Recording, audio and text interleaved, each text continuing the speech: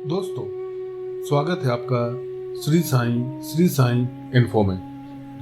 दोस्तों, आज के इस लेख में हम आपको अर्जुन और भगवान श्री कृष्ण की एक कहानी बताने जा रहे हैं, जो कि एक ब्राह्मण की कहानी भी है। इस कहानी को पढ़ने के बाद आप यह बात समझ जाएंगे कि जीवन में सुख और पैसा कैसे पाते हैं। तो चलिए अब हम आपको कहानी बताते हैं।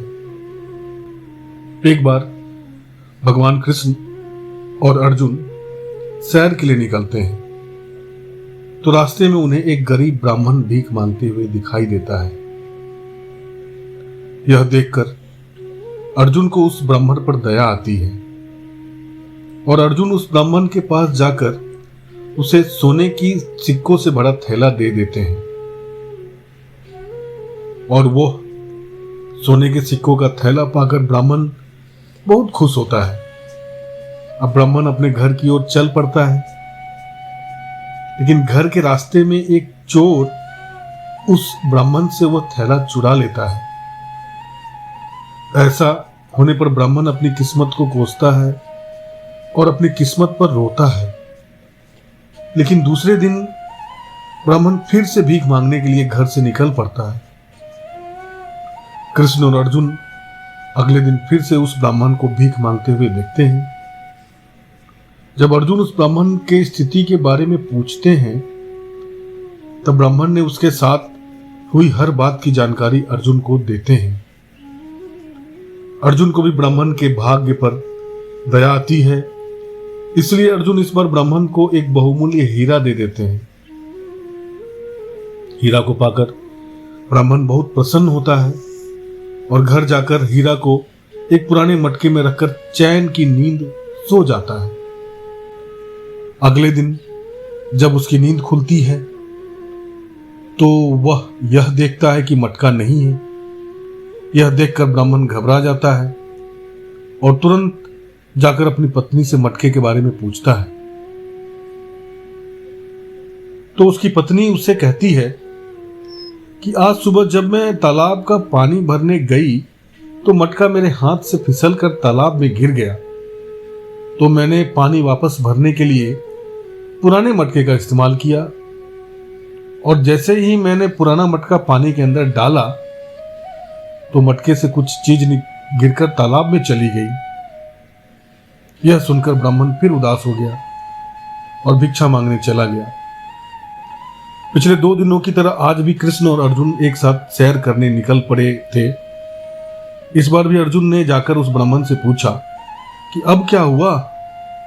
तो ब्राह्मण ने सुबह की कहानी सुनाई। तब अर्जुन कृष्ण के पास गया और कहा, मुझे लगता है कि इस ब्राह्मण का भाग्य भीख मांगने के लिए लिखा गया है, इसलिए मैं अब इस ब्राह्मण पर अपना पैसा बर्बाद नहीं करना चाहता। यह सुनकर कृष्ण थोड़ा मुस्कुराए और ब्राह्मण के पास गए और उन्हें 2 पैसे दिए। यह देखकर अर्जुन ने सोचा और कृष्ण से पूछा, भगवान, जब मेरी दी हुई सोने के सिक्कों की थैली और कीमती हीरा इसके स्थिति में सुधार नहीं कर पा रहे हैं, तो यह ब्राह्मण आपके 2 पैसे का क्या करेगा। तब कृष्ण ने अर्जुन से कहा, आगे देखो क्या होता है।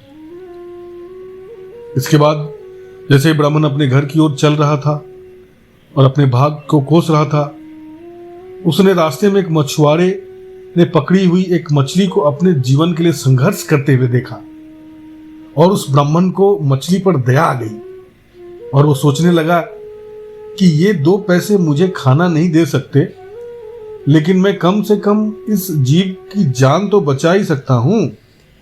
और उसने मछली खरीद ली और जैसे ही उसने मछली को नदी में फेंकना चाहा, उसने देखा कि मछली के गले में कुछ फंसा हुआ है, जिससे वो दुविधा में है। फिर उस ब्राह्मण ने उस चीज को मछली के गले से बाहर निकाला और देखा कि वह एक हीरा था, जो कि उसके पत्नी ने खो दिया था। वह फिर से हीरा पाकर बहुत खुश हुआ और वो चिल्लाया कि देखो मुझे क्या मिला, देखो मुझे क्या मिला।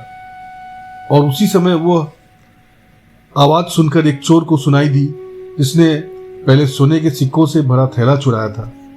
चोर ने ब्राह्मण को पहचान लिया और उसने सोचा कि शायद ब्राह्मण ने भी उसे पहचान लिया है, इसलिए वो चिल्लाया। अब उस चोर को डर था कि अगर ये ब्राह्मण मुझे राजा के पास ले गया तो मुझे दंड मिलेगा। उसने तुरंत ब्राह्मण से माफी मांगी और थैला वापस कर दिया। ब्राह्मण अपनी दोनों संपत्ति एक साथ वापस पाकर खुशी खुशी घर लौट आया। फिर अगले दिन उसने यह कहानी कृष्ण और अर्जुन को सुनाई और दोनों को धन्यवाद दिया। अर्जुन ने कृष्ण से पूछा, भगवान, ऐसा कैसे हो गया कि मेरे सोने के सिक्के और कीमती हीरा भी इस ब्राह्मण का भाग्य नहीं बदल सके और आपके 2 पैसों ने इसका भाग्य बदल दिया? कृष्ण ने अर्जुन को उत्तर दिया कि जब उसके पास सोने के सिक्के और हीरे थे तो वह केवल अपनी और अपनी जरूरतों के बारे में सोच रहा था, लेकिन जब उसके पास 2 पैसे थे तो उसने अपने सामने दूसरे प्राणी की जरूरत को महत्व दिया और इसलिए मैंने उसकी जरूरतों का ख्याल रखा। श्री कृष्ण ने आगे कहा कि जब आप दूसरों के दर्द और जरूरतों के बारे में सोचते हैं और उनकी मदद करने के लिए काम करते हैं तो आप भगवान का काम कर रहे होते हैं और इसलिए भगवान खुद आपकी देखभाल करते हैं। वीडियो देखने के लिए आपका बहुत बहुत धन्यवाद दोस्तों। मैं यह संकलन आपके सामने प्रस्तुत कर रहा हूँ। ये विभिन्न स्रोतों से पढ़कर और संकलित करके आपके सामने लेकर आ रहा हूँ। उन विभिन्न स्रोतों को बहुत बहुत धन्यवाद और अपना आभार व्यक्त करता हूँ। धन्यवाद।